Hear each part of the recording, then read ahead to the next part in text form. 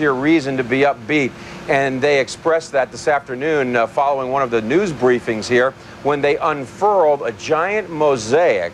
It was taken with about 120 images, and you can see it there. They're holding it up, and that's about 120 images of the Martian surface, each one a tile size shape, and they put those all together into that mosaic, a panoramic view, and you can see there, just fabulous. They've enhanced the pictures.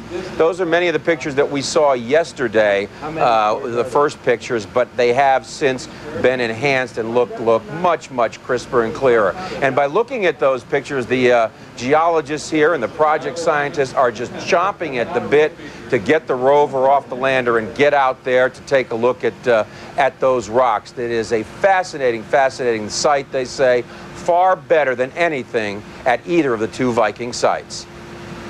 We have figured out where we have landed in one day. At Viking 1, it took them a year to figure out where they landed, and at Viking 2, they never figured out where they landed. We did it in one day. At both of the previous sites, there was nothing on the horizon. The relief was very, very low. They were extremely flat places.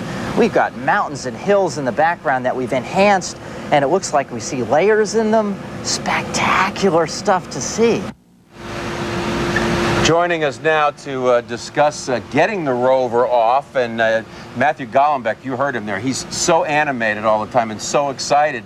They want to get out there, and Howard Eisen, one of the chief developers here of rover technology. And Howard, what does it look like now tonight? Looking good? Oh, it looks fantastic, John. Everybody is very, very excited. We're going to have the rover standing up in less than about 15 minutes. We'll have confirmation in about a half an hour.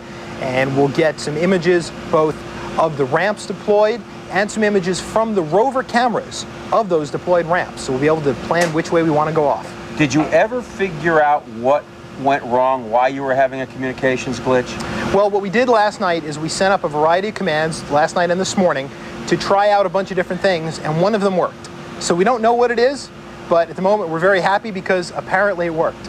Whatever it was did work, so there is a fix. It may not, it's a fix one way or the other. That's right. We might have gotten lucky. We might have actually solved the problem, but at least we got through it. And if it does reoccur, which we certainly hope it doesn't, we can probably try the same things again. So tonight, though, the key is get the rover off the ramp. That's right. Get the rover off the lander entirely, set it down on the surface of Mars. So tonight would be the first night, pretty much in history, that a autonomous vehicle has been on the surface of Mars. That's our intention, to make history here.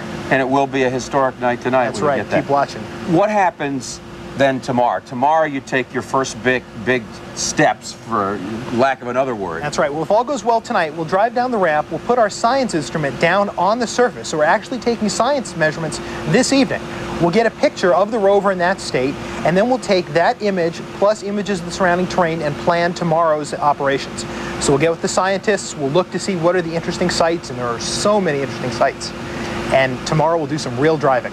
So the spectrometer will be down on the surface, hopefully tonight, right. Collecting data on the soil. That's right. That was the first intention. That's right. And then you'll go out tomorrow and look at some and get some close-ups of some rocks, obviously. That's right. We'll go in search of the first rock. You guys ready to do the driving now? That's got to be the fun part of this. Yeah, our rover driver Brian Cooper is just itching to get started. But and we've all been looking at the terrain lately. There's so many interesting sites out there. There are areas we think we see sand dunes, areas we think we see windswept material.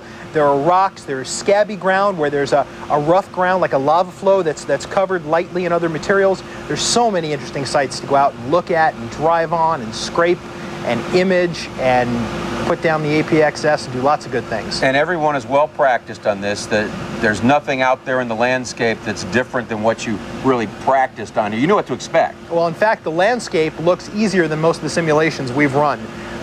There are certainly challenges out there, but there are areas in there that we can work. Howard, thank you so much for taking time out. Good luck this evening getting the rover off the ramp. Of course, we will be here all evening, keeping you up to date as the events unfold, and some very dramatic events indeed still to come. It would be the first fully autonomous vehicle on the surface of another planet, and that should happen later this evening. This is John Zarella reporting live from Pasadena. Lyndon? John, thanks very much. We appreciate it.